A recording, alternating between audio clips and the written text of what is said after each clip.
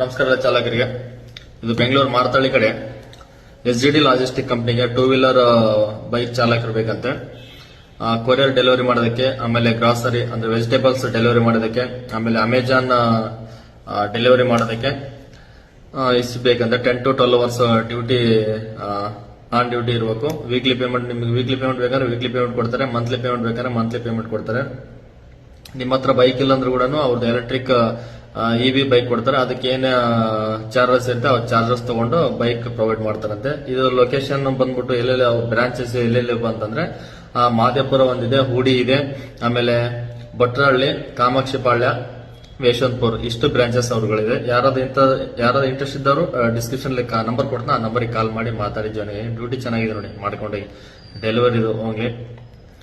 ಎಲ್ಲರದು licence mandate ಬೇಕಂತ. ನಮಸ್ಕಾರ.